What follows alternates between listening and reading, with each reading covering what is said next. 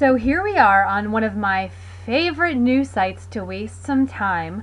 Not that I have time to waste, but I seem to be able to make the time to waste when it comes to this website.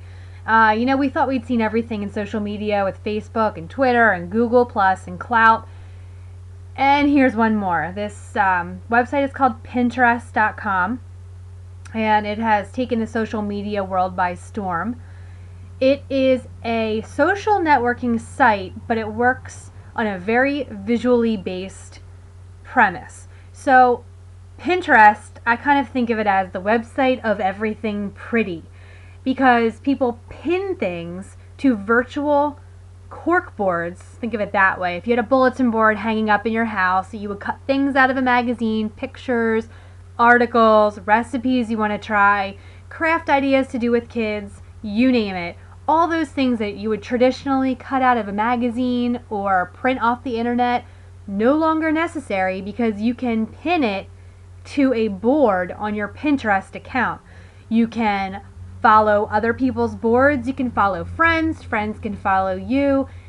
It's a lot like Facebook in that respect with the sharing and the amplification of what you're posting. Bloggers use Pinterest to draw traffic to their blogs, to different posts that they've done, crafts, DIY projects, all sorts of things like that, home decor ideas. So the way that you use Pinterest is totally up to you. That's what makes it so unique and special, because this website is designed for you to create custom boards of whatever you want and assemble images and blog posts and articles from all over the internet onto these boards of yours. So this is the main page here, Pinterest. All right.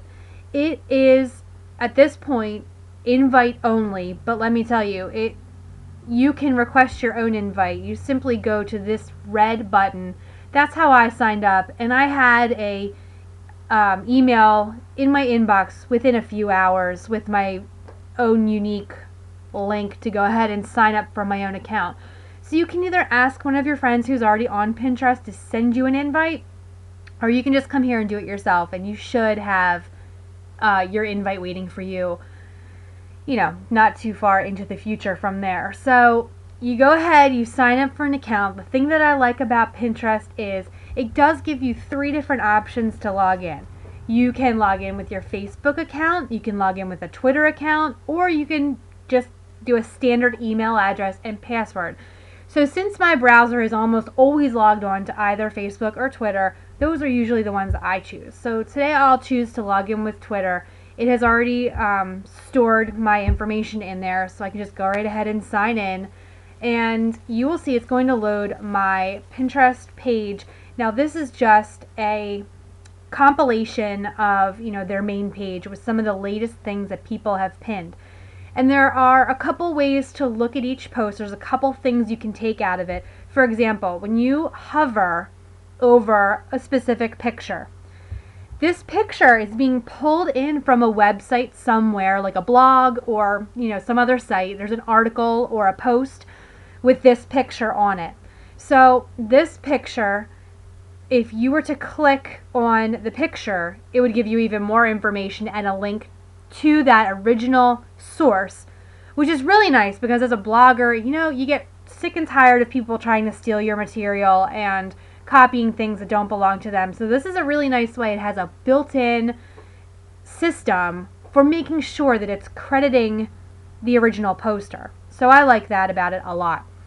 So when I hover over this picture right here, you see that somebody has, I guess, done a blog post somewhere on turning an old canoe into a planter box. Who knew, right?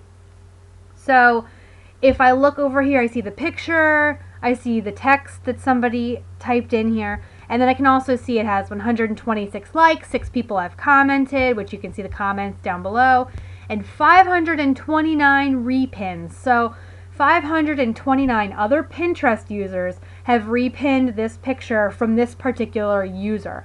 If I go ahead and click on that picture, here's where it loads up all of my good information that I can use. It says, this just happens to be a picture. It says uploaded by a user. So this, probably Amanda Weichel here, uploaded this picture and she's showing us what she did with an old canoe.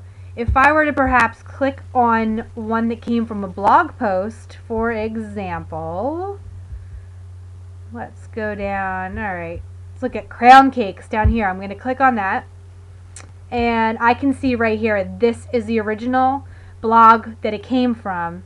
If I click on that link, it will take me directly to that post. So it's so easy.